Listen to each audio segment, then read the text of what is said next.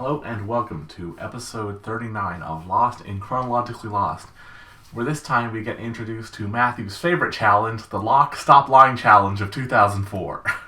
One of these days, he might succeed. I believe in him. I mean, he's not trying, but maybe, he'll accidentally tell the truth at some point. Yes, so where do we begin with the set of, incredible episodes, I have to say? Incredible. I think the first one was incredible. The second one had some great stuff. It was kind of slow for me. Oh, okay then. Just kill that hype right away. Let's go. I mean, by the end of the second one, it was pretty great. It took a bit to get there. Okay, yeah. I did expect you to have a stronger reaction to the second one than you did, so... Huh. I'm not sure which part you thought I would react stronger to. Oh, Ben shooting Locke or Walt showing up, We'll get to those things. Well, we'll get to some of those things, but with Walt showing up, I'm just kind of like, yeah, of course, Walt is magic, whatever, they do that kind of thing. Oh, okay. Well, anyway, so we begin this episode with Locke reading Sawyer's file. Now, here's an interesting thing, which is that this is where, the episode proper begins when you watch it normally, with him reading the file and then burning it. Mm-hmm. And so then this kind of makes... So then the flashback later shows, that file was on Sawyer. Yeah, but since the flashback was only over a couple days, it's pretty much just one continuous sequence of events. Just in it, it's not even chronological where, some events took place in 2002 and some events take place on the island. This is rearranging chronological, but still within a 42-minute episode of exactly the runtime. Yeah. Well, yeah, so then... He's got his dad locked up in the brig of the Black Rock. Yeah, convenient location to use for your plan. That sure works, and it lets them use that set again, I guess. Yeah, and it also gives a little foreshadowing to Rousseau and everything. Yeah. That's not the only foreshadowing. But anyway, we get Kate and Sawyer lying together, and she's, getting up to sleep in her own tent. And I think that kind of fits her character. She's kind of paranoid. She always was scared of getting caught, so she wants to sleep somewhere where she feels safe. Oh, 100%. But also, I had the thought in my head, I'm like, you know what? I think if she was with Jack, I think she would have stayed the night. Yeah. Yeah, definitely. Anyway, so Sawyer gets up with her. And he sees Hurley and Jin doing something. And I've said many times at this point that when I start an episode, it takes me a couple minutes before I remember exactly what was happening last time. And so during this part... Naomi. Yeah, during this part, I forgot about Naomi. I remembered her in the next scene, but here I'm like, wait, what the hell are they doing? See, this is why when you watch it normally, every episode has a previously on Lost segment, so you remember what plot lines are going to be relevant this time. Imagine if those segments were all also, used chronologically by this edit, and so whenever one of those key, couple seconds of a scene happens, it was an ultimate split screen. Oh my god. It would have been a 16-way split screen for when we saw, Sawyer's parents die. They used that all the time. Anyway, so Sawyer goes to pee, and then Locke is like, hey, come with me. And I think as soon as Locke shows up here, I am just, invested in this plotline. Yeah, I remember you were like, how's he going to get Sawyer to come? And the answer, it was very easy. He just asks. Well, also lies. Yeah, but you thought, he'd have to come back to camp and do it. No, he just walks up to him while he's taking a piss. Anyway, we get Charlie, looking at some food when Jack comes up. And, Jack is pretty much he wants to go camping with the boys for some bonding, but they just do not trust him about Naomi. Yeah, Desmond's like, no, we can't trust Jack. He was with the others. He brought Juliet here. Keep him out of it. I get that they're suspicious. It's not entirely dumb, but I also know that it is dumb, and I also I'm glad that I get to watch this knowing that I can trust Jack, and I don't have to worry about if the show's gonna fuck with me on that. Yeah. So then on this, walk with Locke and Sawyer, he starts bringing up Sawyer's past and everything, just already getting him riled up to be prepared to kill. Yep. Oh yeah. Cooper. I think it's that, and I think on some level he's probably I think he's just kind of confirming, he's kind of throwing out those details and seeing if Sawyer has the reactions you'd expect if all of that was true. And I think Sawyer and he does, considering he holds Locke at knife point after he keeps needling him. Yep. But I'm just so it's Locke is just so committed to this lie, and I'm just Locke, this lie is gonna bite you in the ass, and it's kind of whack that it doesn't. He gets away with it. His plan works. But it just feels like he is allergic to being honest, because even with a knife to his neck, he is just insisting that he has been. Yeah. So then Hurley decides, okay, well, if we can't tell Jack, let's tell Sayid. He's next in line, basically. And yeah, Sayid is great. Frankly, I like Sayid a little more than Jack. And of everyone to pick, he's great. And he even agrees with not telling Jack, which I find it satisfying when eventually Jack is proven to be trustworthy. Yeah, so he starts grilling Naomi on the details, to which, because she's not, to be fair, other than the part where she's not being oh yeah, also we have soldiers who are going to come in to shoot people, she's telling the truth about everything, so... And we get it directly stated that, yeah, Penelope is behind this whole thing. Obviously, her dad is also behind it on a different level, but yeah. Yeah, and so, then Sayid is oh, right, so you have this whole story about a freighter off the coast and a helicopter. It's but you have no way of contacting. And then she, pulls out the satellite phone and goes, remind me not to rescue you. Honestly, Naomi... it shows up very infrequently. As you can see, she's just kind of guesting at the end of season 3 here. Yeah. And she'll have those little minor flashbacks later. But damn, she's a savage in the scenes she gets. Honestly. Oh yeah, she's great. She has the confidence. Yeah, and she's honestly, I really love this actress. And I looked up. I'm oh, she has to have been a main character and something. She's not in anything else. She just has little bit roles here and there. I'm what? Damn. She seems great. Well, anyway,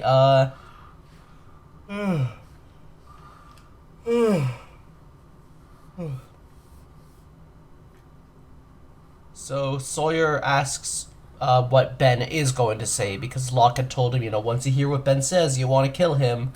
And that's true, except Locke is using the wrong name. And Locke is just nope, no spoilers. And they get to the Black Rock, where... we said, they're reusing the set. It's a cool locale on the island. It's nice to remind us it's there. And they go through and they talk about how the ship was once a slaver, which, of all the things on Lost... That's true. There are some things that get, awkward explanations. Radzinski painting the wall in invisible paint. It's a really awkward explanation.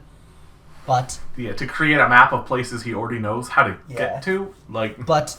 why the Black Rock is here, a slaver, that is explained so cleanly, and it's genuinely important. I'm just, kind of applauding them for that one. Well, it's pretty easy to explain how things got to the island, which is usually just, they crashed. Yeah, but then it's also, it's why the Black Rock is there is also, it's not a non sequitur. It's not oh yeah, some people don't, a ship crashed and then that didn't affect anything, this is a ship. It's it's tied into important parts of the plot, and that's what I really like. Well, yeah, for the first 5 seasons, it's only really tied into, it has dynamite. And it's not until season 6 when we finally get Richard Alpert's backstory, where it's oh, it all ties together. Yeah, and they did a good job. Anyway, so... so then we have Sayid, who is trying to repair the satellite phone, and he gets it to actually turn on, but says, there's too much interference, it buzzes, so we have to go turn off. Yeah, and meanwhile Kate walks in on them, and Sayid says, alright, if I tell you, you gotta keep it quiet. And she does not do that. Yeah, but I feel better about this one though, just because she knows to trust Jack, but Oh she's yeah. I mean, she's right. Even when even when Jack is so weird about it when she tries to talk to him, she's right. right. So back on the Black Rock, Russo just shows up to get more dynamite for what will be revealed to be a plan later on. Okay, I'm gonna say this now, but it keeps being true for like the rest of what we're watching here. I think this like sort of final sequence to season 3, this like stretch of episodes, is where Lost has really come into its own on weaving together multiple plot lines. It has suddenly just started to do that in like a bunch of little cases where like different things are connecting and how like in like implying themes or like one thing affects how characters are reacting, which then affects how they're acting in another situation, or just things being concurrent in an interesting way. I think that there's so much great work done here where before this, like, a lot of Lost is just, you're kind of waiting around for something big to happen, or it's just like a season finale will be one event. This is just a style of writing that I really like, and I feel like Lost has not gone for well until now, but now it's doing it really well. Yeah, so then Sawyer, he threatens to shoot Locke through the door, but Locke's like, yeah, you obviously don't have any bullets, so I don't care.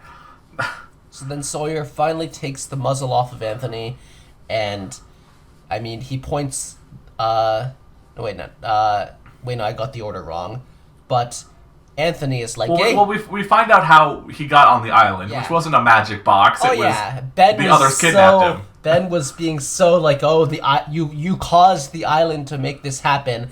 Like, no, you brought him here to mess with Locke. But I just like how it's like, hey, at least my son is smart. And yeah, Ben brought him here on purpose, and he just starts explaining. He threw Locke out the window, and I feel like Anthony would not admit all this normally, but he does it because he thinks he's in hell. Like, so it's like, you know what? Oh, he's just like he is the absolute worst in this episode. But he also he says, oh, I conned him into giving me one of his kidneys, and he never got over it. Like, Yeah, just something you can get over. And it's like, and so one of the examples of the plot lines tying together well is that at the same time as we have these reveals, like, oh, they found the plane and all the bodies, they have Anthony saying that he thinks they're in hell. And I know it's all not true, and I know what it all is, but I think, and even then, like, I think the they're all dead theory is, dumb, but they did a clever job of baiting the fans for it. And yet people will still believe that they were actually dead the whole time. Yeah. Like they are disrespecting how much work Mr. Widmore put in to fake that. Yeah. So this leads down a line of questioning, which makes Sawyer, find out that Cooper is the original Sawyer. Yep. It's like, so he has a name, he's been to the location, he did that scam to a lot of couples, and Sawyer gives him the letter. And Anthony's like, this is supposed to be you. He calls him out on the taking of the name thing, which is definitely weird. But, and also Anthony, he's an asshole, so he's like, oh, your mom begged me to take her money practically, and like, your dad's overreacting isn't my fault, and he's probably in hell too. And when Sawyer... And then he rips up the letter. Dick moved, because even in hell he has to be an asshole, so Sawyer just starts choking him. Gotta say, this whole sequence was just excellently done. It was enthralling to watch. It was cathartic to see this happen. It was both Sawyer and Locke just acting in ways that are like exactly what I think they do, and yet things that I'd never see them like go that far before now. It was just great stuff. Yes, and finally, the worst person in the show has now died. So. Oh yeah, the worst. There was a thing I think we wanted to do that it never worked out, but we wanted to do like a silly Lost Dads tier list thing, and he's at the absolute bottom of that list. Like we don't even need to make it because he's the interesting part, and you know where he is. Yeah, he's the worst one, and Jin's dad is the best one. That's all you need to know. Yep, that is, like, fight us if you disagree on that. I think that's a pretty popular opinion, actually. Yeah, exactly. Fight us and everyone else smart. We outnumber you. So, So, I have to Locke says mention- thank you for doing that, which yeah, is and nice. that's great. And I have to mention, it's a TV show, so they're not going to waste too much time on it. But when I see him getting choked, I'm just like, I thought it took longer to choke someone. Is he really dead? Well, it does, but yeah, it's a television show. Yeah, and what I'll It give was it the is climax maybe, of the scene. I mean, he's using chains to do it, so he probably crushed his throat. So if he didn't die immediately then, he was gonna anyway. Yeah. So then, then we have back at the beach camp. Kate is telling Jack, "Hey, so there's a parachutist who landed here, and also nobody trusts you. So check yourself." And then Julia's just like, "Actually, bitch, we checked ourselves days ago." Yeah. Well, Juliet's like, let's tell her, and Jack is like, nope, because I am so confident in what I'm doing that we don't like. I'm just gonna give myself a dramatic reveal later. We don't even need to spoil it. So then, Then we also, cut to just Sawyer, like- who's now throwing up from having killed his greatest enemy. Yeah. Which, I mean, yeah, that is something that happened. And Sawyer asks why, and Locke is like, he ruined both our lives, he had it coming, I couldn't do it. All of that is true. Yeah, and he that goes, "Oh, is also true. Juliet's a mole, and here's some proof." Yep. And Good job. And then he does. Then there's a very interesting thing here where Sawyer says, "Hey, is the backstory I heard from Cooper true?" And Locke says, "Not anymore. Like, he has fully embraced that he is a new person on this island now." yeah, but it's also like, I mean, I think that him saying that is not the same as an actual no. Like, Sawyer got that it was true, but it still was true. Yeah. And then he carries the body to the others. Yep. Then we see Ben looking at a doll from Creepy Annie. ass. Yeah, so the I mean, no, flashbacks I'm not saying creepy ass Ben. I'm saying that's a creepy ass doll still. Anyway, yeah, so the flashbacks for this were obviously just the Ben flashbacks that weren't from the 70s arc. Like, just, Well, it's definitely like I like that we're starting to see, Ben kind of break apart and struggle, and sort of some of what made him the way he is. So this would have had him being born, right? Yeah, it would have him being born, coming to the island, meeting Annie, and then killing his dad. Which I like that he finally stops lying about the whole being born on the island thing. Yeah. And there's an interesting thing. So he says it's his birthday, and then he tells Richard, "Hey, you do remember birthdays, don't you, Richard?" Which is like the first hint that, he's immortal. That's a good foreshadowing. Yeah. So then we get Then them we find out figuring that out Locke that had stolen Yep. the tape recorder. but when they come out trying to investigate, they just totally forget about it because Locke is back. Because Locke shows up. Yeah. And I mean, we basically had sorry, 1 second, I need to blow my nose. So we basically had okay, shit. I'll be back in like a minute.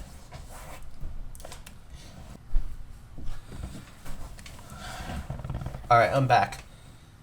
So we basically had Richard lay out what the plan is last episode, but to be fair, it was supposed to be shown during this episode, where the plan that he laid out is just, Locke needs his dad to be dead, but he doesn't need to kill him himself, but he does need to pretend that he killed his dad so he can come back to the others, so he goes and has Sawyer does it, and that all fits together very cleanly, so it just, once he comes back, it kind of all, it's like, then it falls into place for me, like, oh, I see, it's as Richard explained, he's just going to pretend that he's the one who did it.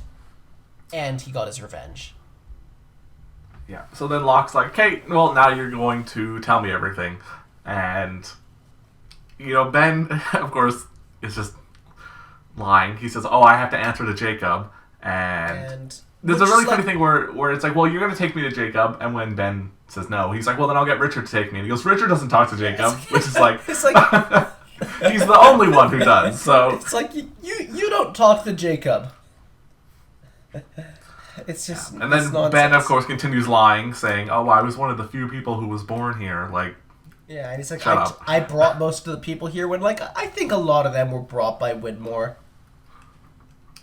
Oh, yeah, Widmore, Ben, or they just... Yeah. They just ended up here. And Locke, he calls it out. He's like, "You're the man behind the curtain. No one, no one else has seen him." Which is like, it's like Locke. You should have, if you just like asked Richard. I feel like Richard would have been like, "Oh no, I'm the liaison to Jacob or something." I don't know. He at least would have called out Ben pretending to be the one who talks to Jacob. Yeah, and then back at the beach camp, we have Sawyer showing Sayid, "Hey, I have proof that Juliet's a mole, so now we can finally get rid of her." Then at the others, Mikhail shows up, and it's like, first off, why is the guy who tried to kill me here? Like, but also, Ben thought that he was dead, I think. Like, doesn't that imply that, like, when Mikhail showed up at, like, Naomi, he hadn't gotten back to the others yet? I think so. I think that's what it's implying. It's not what I would have expected, but I guess they kind of... Well, no, there was, like, a period of time between him collapsing there and them leaving the Dharma base. I don't know. Yeah, anyway. It doesn't matter. And so they talk about, like, oh, there's a big danger to the island, a freight is coming. It's like, Ben already knows. Yeah. And then, so Locke is like, "Okay, well," announces in front of the whole camp, "Ben is going to take me to go see Jacob." Yeah, like, what? And it's kind of awkward because like, that's not how it works. Ben doesn't take people to Jacob. Yeah. And then, just to prove that he is now running the camp, he, like, I forget what was the impetus for this, but he starts, like, just beating up Mikhail. I think Mikhail said, like, "No, you're not doing that." It's like, he's kind of like, "No, we need to leave to attack, the plane gang now." Yeah, so then he just beats Mikhail, like, half to death, and no one stops him. Yep. It's a pretty power move, honestly. I think Locke has definitely, not from Ben, but in general, earned some respect because he is the man in a wheelchair who was healed, and he came back with his dad dead. Yeah, so then, Alex gives Locke a gun to go on the thing with, and she says happy birthday to Ben with, like, the most amount of teenage attitude, which I love. And so then we get, Sawyer, Kate, and Sayid are basically like, here, let's just fill each other in on everything we know. Yep. That's the scene. Right now we just find out that Juliet and Jack are gone at the moment.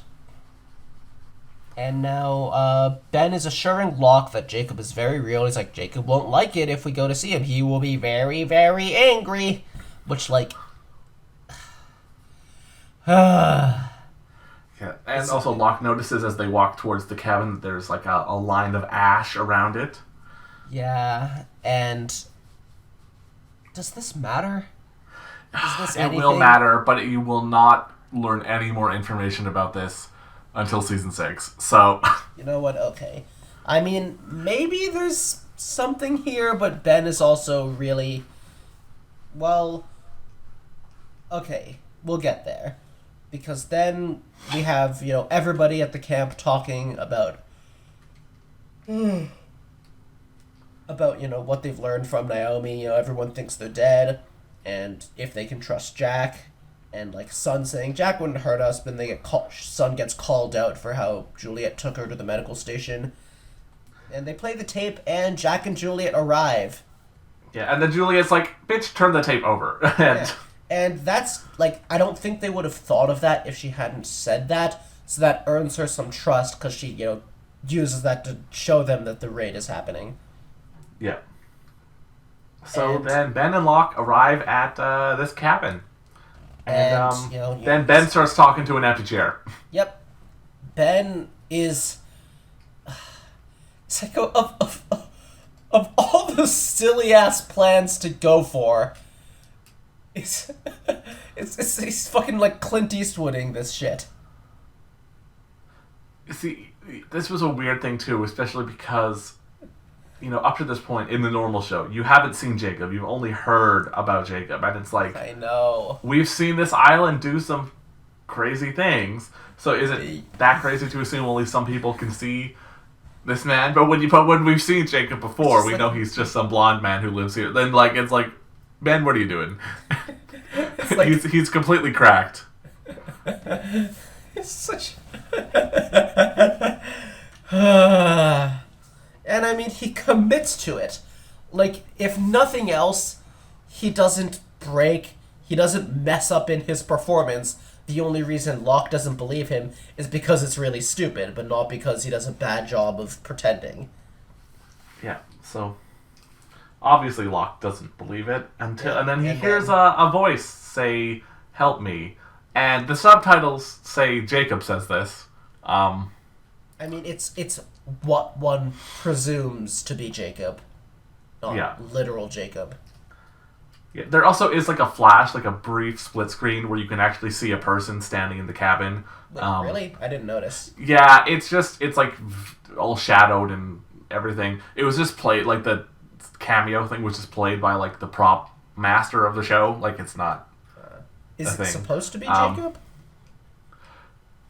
Is it supposed to I be don't Jacob? think no one knows. It doesn't. It shouldn't. Like it just. It seems to me like Ben maybe secretly told someone to come to help him. Let me just tell you, this cabin scene makes zero fucking sense. They will try to explain it later, and it still doesn't make sense. Because it's like stuff starts shaking and getting all spooky, like it's haunted, or like Jacob's using his powers as though those are his powers, and it's like, did you have all this set up? Did you have a bunch of other people come and shake the place from the outside? But it doesn't matter because that's not Jacob. So Locke is like, hey, I'm out. And so Ben finally admits to not being born on the island, which is like, oh, finally. And he takes Locke to the Dharma mass grave. Yeah. And says that he was one of the people who was smart enough not to end up in that grave, which makes him smarter than Locke, and he shoots him. So, here's the thing. When we watched Ben pretend that a man in a chair was Jacob, I thought that the reason he was doing that was because he wanted Locke to think that Jacob wasn't real, so then Locke would go back to the others and say, "You're all believing a lie," so that they would all think that they can't trust Locke, and Locke would get discredited to them. Because I thought that, Ben didn't expect Locke to actually be able to kill his dad, so now that Locke did come back, he needed another way to get rid of Locke. And then Ben just kind of shoots him, and I'm like, then what was the point of all that? The point of all that is that I think he was trying to get Locke to believe him, and that, oh, this is how you have to reach Jacob. You have to reach Jacob through me, and I'm more special than you. And when Locke completely no-sold it, it's like, yeah, that's absolute BS. He's like, hey, well, guess I gotta kill you. So he wanted Locke to just kind of recognize him as superior. Yeah, and when he didn't, he's like, well, now I just have to forcibly eliminate this threat to my power. Which I think that the others probably have strong enough faith in Jacob that if Locke started saying it's a lie, then first of all, they would just not believe him. And second of all, Richard could just say, no, Ben doesn't take you to Jacob. Yeah. And then we also get, what did Jacob say? Which, like, what does Ben care? I don't know. I don't even know. Frankly, everything that happened there seemed more like a smoke monster thing than a Jacob thing. But Locke is like, help me. And it's like, no, he said, help me. Yeah, I'm going to say that doesn't make any sense either, so... I'm sure it doesn't. So, next episode now, we begin... this next episode here, which I think is the longest episode of Chronologically Lost. Really? Well, it clocked in at over an hour and 5 minutes. Yeah. So Ben arrives back at camp, and Alex is like, where's the guy you went with? and Ben is just like, here's your gun. He had an accident. A ski accident. Yeah, and then, so he's like, okay, we're gonna move our plans up. We'll just take all the women tonight and kill all the men, and then we'll be good. So Alex is like, okay, let's not do this. Let's send a warning signal. So, who was it last time that said that Ben was too focused on the pregnancy thing when they had greater purposes than that? Richard. I thought so. I didn't think Ben was this focused on the pregnancy thing. This is going pretty far. Like, I don't see how this is necessary. Why is Ben this obsessed with it? I believe the reason is supposed to be, like, subconscious because his mother died in childbirth, something like that. Okay, I guess that's something. But it's something. also like, this is what he's hung his hat on as leader, and Yeah. if he doesn't get results, I mean, what's he doing? But I feel like he isn't going to get results, so this is going to bite him in the ass, trying to focus on it so hard. Well, anyway, Alex runs to where Carl hides in some trees, and she's like, go warn them because they're going to, people are going to get killed. And, like, yeah, people do, like, assuming that the plane gang did not know that the raid was coming, they probably would get killed because they would try to fight back. So even if Ben isn't, like, explicitly planning on killing them, it'll happen because of him. And, Carl, he has to get on the boat and get going. Yeah, so then the main group, they arrive to Rousseau's place, or just like a meeting place with Rousseau, where they've got all the dynamite thing, and Jack is like, hey, we're not going to hide anymore, now we're actually going to fight. Yep. And, I mean, they blow up a tree. Yeah, they blow up a tree. Which is one of those things where, like, I'm sure the show was glad that they had the budget to do that just for the sake of the scene. Yeah. So then we see Charlie starting to write down the 5 greatest moments of his life, which are the flashbacks for this episode. And they are... Also, I kind of want to just say, this is a pretty bloodthirsty plan by Jack. And it's necessary, but it's like, damn, I didn't think he was that kind of guy. Yeah, so the 5 flashbacks, or the 5 greatest moments in order from 5 to 1 are... So those all seem like things I've seen in flashbacks.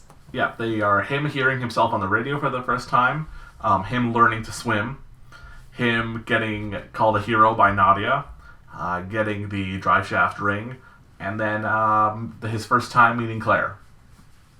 So the swim one kind of seems out of place there, but they put it in because Charlie's going to be about swimming now. Yes, even though in season 1 he said he couldn't swim. Yep.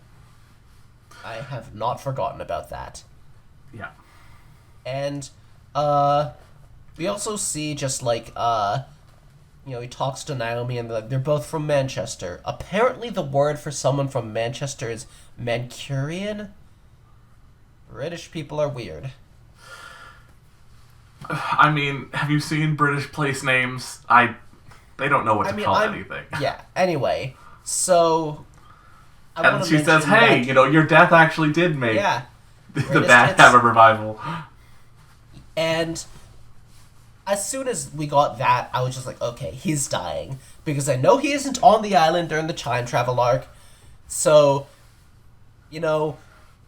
if, like, and I know, like, he can't be someone who gets to the regular world safely, because they're not giving him that happy of an ending where he just gets to reap the benefits of his bank becoming they've popular. been saying Charlie's gonna die for several episodes now. I know, but I'm just, look, when you introduce something like, oh, he's gonna die, there's always the possibility of trying to find a clever way around it and stuff, and like, oh, like, here's the twist, that's a way to resolve that kind of narrative, but it became clear to me here that they were not going to try to do that.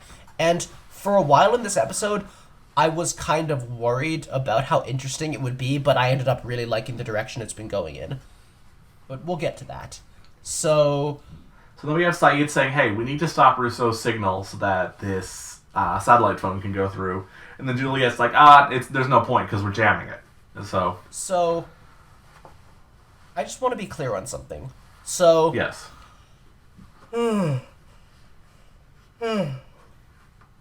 So Juliet knows that the looking glass is there, but she's under the impression it's flooded and nobody is inside of it. Yeah, everyone is under the impression of that, other than Ben and the people who are down there. But then everybody still does believe that it's being used to jam? Yes. But it's being used... But later, with, like, Mikhail getting there, they kind of play it as, like, he wanted you to jam our own people? Where I thought it... So, Wait. So, has Ben been telling people that we can't communicate with the outside world because the sky turning purple broke our communication equipment? Or is he just telling them, like, oh, our jamming station flooded, so we can't fix it? So he said that the jamming station flooded, presumably before the whole crash thing. But we could see that still they could reach the outside world through, like, Mikhail's outpost there, right? Yeah. And then I think he's saying once the whole sky turned purple thing, that's when they stopped being able to actually contact the outside world, for real. So then he says it's because of that, but it's actually because he's having them get jammed. Yes. But then why would Juliet know that they're using the looking glass to jam? Well, I think he's told them, hey, we have this jammer that jams other outside signals, but it's trapped in flood. That's what he's told everyone. But then that wouldn't be... Then that would imply that it wasn't the sky turning purple that stopped their communications. I think the sky turning purple only stopped Mikhail's communications. Then... Like, the whole communications being disrupted is actually a lie, because we see Ben talking to, like, Michael on the freighter and everything. I know. I'm just kind of confused. So I think he's just using that as a way to isolate everyone and keep them still not being able to contact the outside world. So they can't communicate. What is the reason he gives the others for why they can't communicate? Jamming signal and the sky trooper. Like, it's, you know what? Let's just move past this. You're thinking about this way too hard. I feel like you haven't given me a answer that makes sense. I can't give you an answer if the writers don't give me an answer, Matthew. I feel like this would... It doesn't make sense because then why would Juliet know that they're jamming? The only thing I can think of is that Juliet was also told that the sky turning purple broke things, but then she logically figured out that the Looking Glass station had to be jamming them still because the satellite phone didn't work. Okay, yeah, let's go with that. I don't think it makes sense anyway.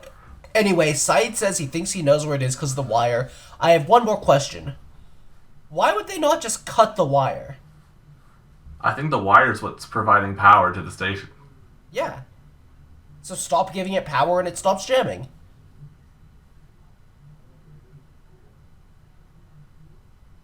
I guess I didn't think of that. Okay, so I also have an explanation for that, where, I mean, they should have talked about it, but it's totally possible, in that they could probably, like, a station like that is probably built with, like, power stores and backup generators, so it's reasonable to assume that, like if you cut off the wire, it would turn off eventually, but we need it turned off now, so we gotta get in there. And I think that's reasonable. Yeah, so anyway, so then Charlie goes and tells Claire, hey, you know, we'll be fine, it'll all be fine. Yeah. And then Desmond says, hey, I saw a vision of Claire and Aaron getting on a helicopter and leaving the island, but you have to die to make that vision happen. Yep, and when Desmond said this, I thought it did not make sense, because, like, I get that he doesn't want to change things from the visions to make sure it happens the right way, but a helicopter would come whether or not Charlie dies. And then, once it makes sense that Charlie has to be the one to stop the jamming, that actually fits together really well. Yeah, anyway, so that's what gets Charlie to volunteer for the suicide mission to go stop the tracker. And then Jack's like, hey, well, you know what, let's not worry about this right now. Let's go worry about fighting the others. Yeah. So then, so Saeed is looking at the blueprints, and, you know, the station is... Because he just got those from the Dharma stuff, and they're making a plan when Charlie says he's going to do it, and that's what you were saying. I think I got my order of things mixed up. Yeah, anyway, so then we have Jin asking Sun about, hey, what was on the tape, because I heard our names on it. Yeah, and their baby is healthy. Yeah, she just says, oh, I saw the ultrasound and everything, so... And we also got a little bit of Bernard and Rose, just because I think it's kind of just reminding us that they exist. Yeah. And Hurley, sees Carl coming, and Saeed just goes and tackles him before Sawyer says that this kid's okay. Yeah. And he's like, hey, they're not coming tomorrow. They're coming today. And also, if you don't believe me, Juliet's a spy. And she's like, yeah, I told them, but thanks. Yep. And they have nowhere to hide, and they don't have enough wire ready to detonate, so Saeed suggests they shoot it. And and then they get an extra gun from Carl, and they basically just want to go to the radio tower. Yeah. And Charlie makes Claire promise not to worry about him, and then we see he gives his ring to Aaron, which is nice. Yeah, except it gets left there. Yes. Not sure what that accomplished then, but Desmond makes Charlie a weight belt to descend faster, which is a good plan, and he kind of just gives Charlie the instructions of how to get in there and what to do, and that just suddenly gave me a feeling of, when you're playing a video game and then sometimes a game will just give you very clear instructions on where to go, but sometimes to be immersive it'll be it'll give you verbal instructions wait till you see this landmark and go there, and my brain is always oh my god, I'm going to forget that or not recognize what I'm supposed to. 100%. And that's what it felt like. If you put me in Charlie's situation there, I would try as hard as possible to listen to Desmond's instructions on how to get in there, and as soon as I'm swimming, I'd be like, is that the thing I'm supposed to turn right at? God, I don't know. Yeah, so then we have Bernard is going to be one of the gunmen for their plan. Yeah. You know what? I mean, I like Bernard. I'm glad he's getting some screen time. Yeah, man, I'm saying, I am a dentist. I am not Rambo. Yep. I think that comes later, but yeah. Oh, well, oops. Anyway, Saeed just insists that Jack cannot stay because he is, if you said you're a leader, act like one, because you have the, you don't actually need to be here for this plan to protect people. Yeah, so then Hurley wants to go come with Charlie, and so, Charlie is mean to him. Yeah. Which, this is happening too much, so I hope it's set up for Hurley then proving himself and doing something important later. And then saying, that he loves Hurley because he knows he's going to go off to die. Yeah. If he really loved Hurley, he should have believed him that he's rich. Why are you still bringing that? That's season 1 shit. Come on now.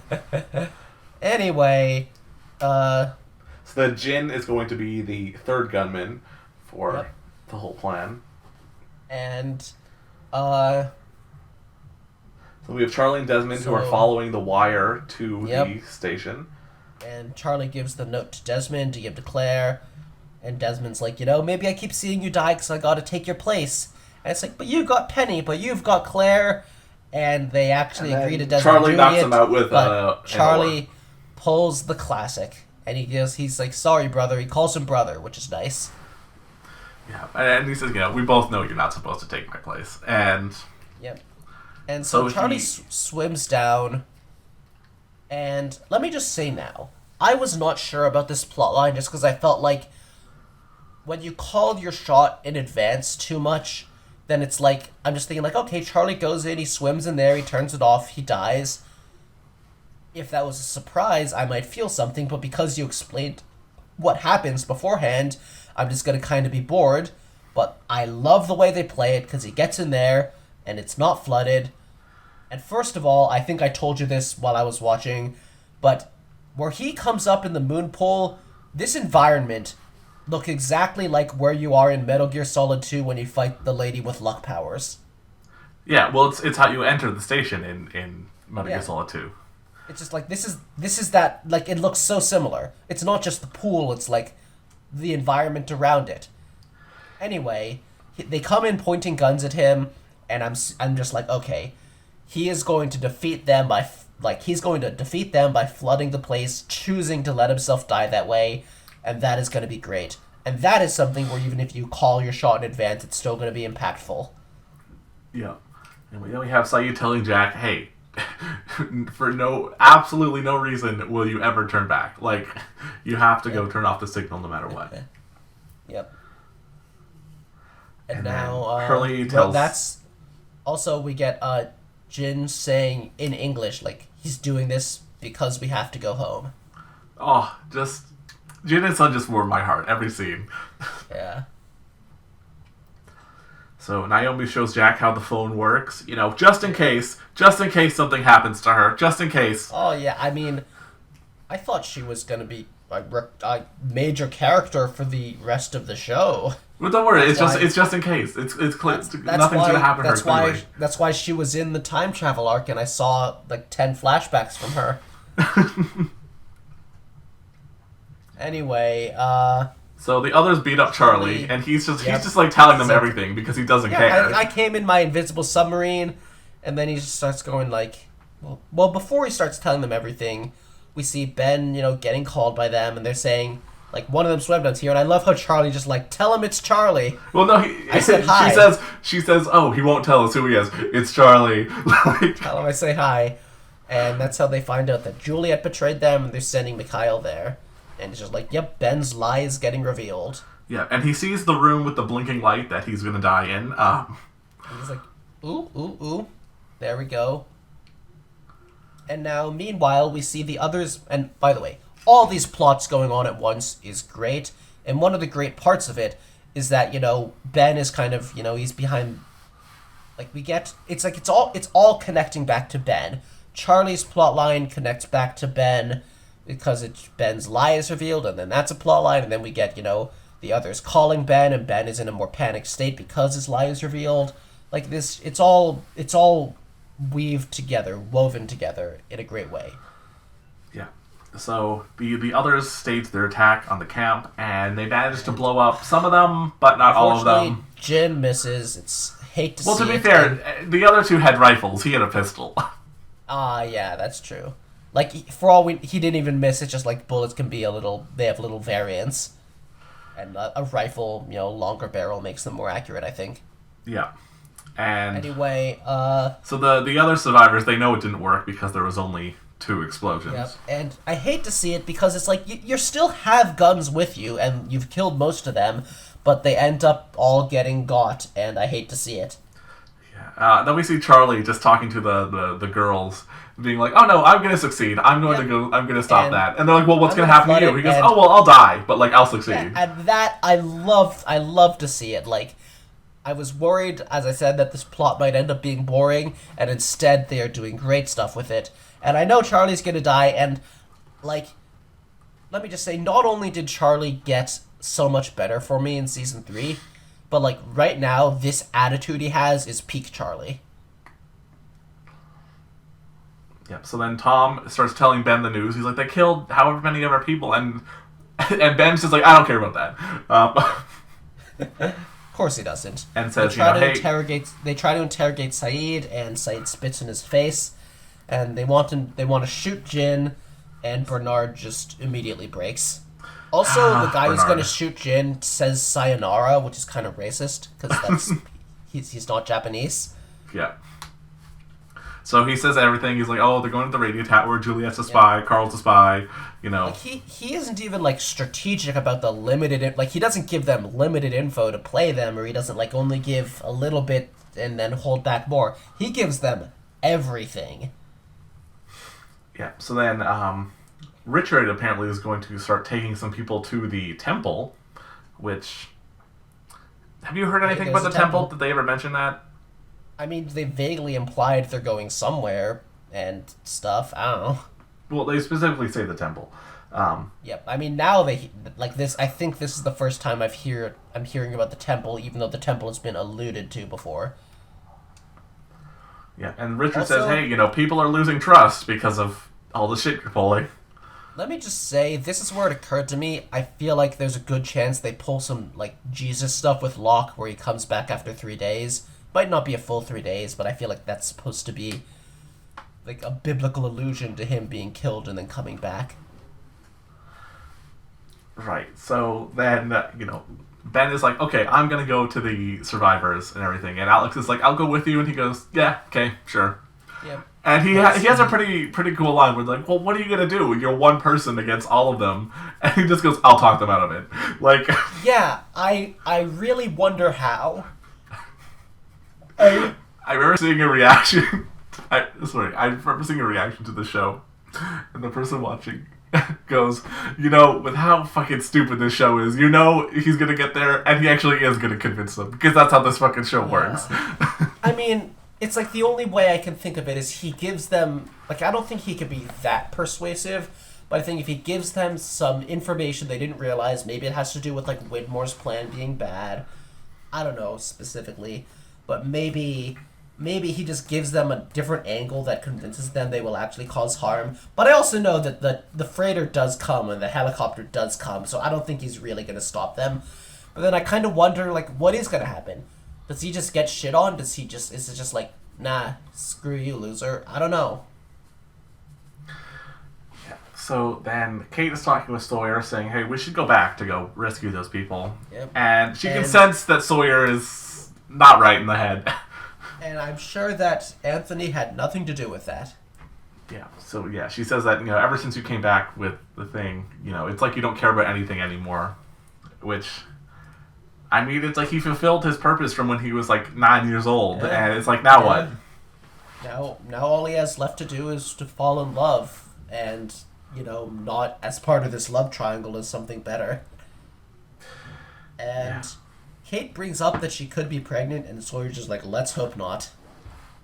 Which, to be fair, I mean, I don't think you want to be pregnant on this island. No, you do not. Anyway, Desmond wakes up and immediately gets shot at by Mikhail, so he just has to dive down. And Charlie sees him emerge, he's like, you gotta hide. And, the girls come in, they hear, and he just starts singing. Yeah, no, I'm not talking, I'm just singing. This is the one justified usage of you all, everybody. Oh my god. Whatever. Drive them insane, Charlie. Yeah, so... anyway, then Sawyer's like, hey, I'm going back to the beach, and Juliet's like, oh, we can stop and get guns on the way. Which is, as we find out later, a lie. But... yep. Which, I mean, I'm just really wondering what they are going to pull off then. What the hell they can accomplish if they're not going to use guns. I hope they do something clever. And Juliet kisses Jack, which, like, I mean, I still know that kind of doesn't go places. Yeah. So, Charlie continues to piss off the girls by singing, which is just hilarious. And they want to get a spear gun from the locker Desmond is in when Mikhail just comes up and is like, where the hell is Desmond? And then he's also like, wait, why are you here? I thought this was supposed to be flooded, and I thought you guys were supposed to be in Canada. Like... yeah, and Charlie's like, yeah, why would Ben lie to you? And, Mikhail answers the call, and he says, I did it for the island. And then he tells him to kill Charlie and both of the women down there, which is like, really, Ben? Really? Really? Why is that necessary? To preserve the lie, I guess. Like, why would you expect them to tell people they're the ones you trusted to not tell people? And so, meanwhile, Kate and Jack have a conversation where Jack just kind of spells out stuff that I thought Kate would have been already assuming, so I'm not a huge fan of this part. I don't think the audience needed this explained, and I didn't even think Kate needed this explained. Yeah, and anyway, but then we get an actual explanation to something, which is that Juliet says the rock breaking that they had Sawyer and Kate doing was to build a runway. Sure. I mean, why not? Let's go with that. Yeah, and then so anyway, Juliet's like, no, there aren't guns, because obviously, yep. And Hurley shows up, and they're like, no, you're also too fat for this mission, so bye. Like, I just need Hurley to do something awesome and important to show everyone. And then Ben, tells Alex, oh, I'm delivering you to your new family because you betrayed me. And he also, tortured, brainwashed Carl because he didn't want Carl to get Alex pregnant. To be fair, if I have a teenage daughter, I don't want someone Carl's age getting her pregnant either. I mean, in universe, they're supposed to be the same age. It's just the actor discrepancy. Anyway, yeah. And then we have Locke waking up in the murder pit, and he can't move his legs. He struggles to grab the gun, and he's gonna shoot himself. And Walt is here, looking like he's, I don't know, 12, 13. Oh, I think he would have been 14 by this point. 14, 15. Boy. And you can tell because the voice pitch they used to try and alter his voice to make it sound like it used to does not work at all. It's horrible. Yep. And I feel like they kind of try to give him hair to make him look youthful. It's so off. Yeah, and they shoot it from like an up angle so they can try and hide how tall he is, even though it does not work. And yeah, he tells Locke, you have work to do, and you can walk. And I mean, I've never I've liked Walt at points, but Walt's purpose in the plot as this mysterious magic child has never been my thing. But like for a usage of him as the mysterious magical child plot device, this is fine. Yeah. So here we are. We are nearly done season 3. I believe next time we will be covering the end of season 3 and the beginning of season 4. So yeah. I'll just say, I won't even ask about season 4. I'll just say, what do you expect to see from the final part of this season 3? Oh man. I mean, I think that they're going to talk to Ben. Ben is going to try and give some reasons, and I think they're probably going to not agree with him, because I know that the freighter does come. Or maybe they do agree with him, but then one individual person makes the choice. I think that big thing, Alex reuniting with her mother. That's going to be a big deal. It's going to be a big deal. Charlie is going... and Desmond. I mean, Desmond's going to live. We know that. But Charlie is going to find a way to get the place flooded, and I think that is going to be awesome and great, and they did mention that he needs the code to turn off the thing. Either that's a lie, or Charlie will figure it out somehow, or maybe the code will just be 4815, etc. I think you'll like how the code thing works out, honestly. Okay. I mean, maybe it's something I can't think of, and that's fun when you can't think of it. And Locke is probably going to get up. I don't know what he's really going to do. I don't know, really. Maybe he only gets up in season 4. I couldn't say. Well, you know how I've said season 3 Locke is hair pulling. It doesn't stop. Season 3 Locke is season 3 Locke all the way through season 3. Well, at least we're ending season 3.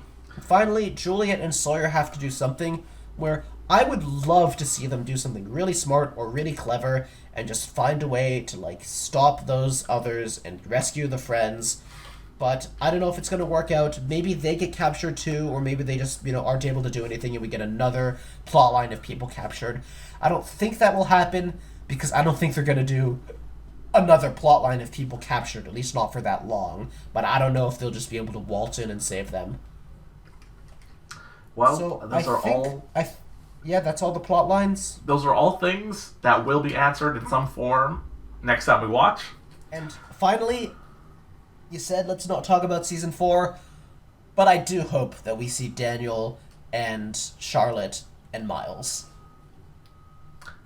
I'm not sure if we will see them. Well, not this episode. I just mean like season 4 in general. Oh well, I mean yes, you will. Yeah. That's not even a question. Because for a while, I just saw them appearing as like such a distant thing, but now we're at a point where like they're coming and they're coming soon, and I'm looking forward to it. Yeah. So I hope you'll join us next time where we will be covering episode 73, December 21st, and 74, December 21st to the 22nd.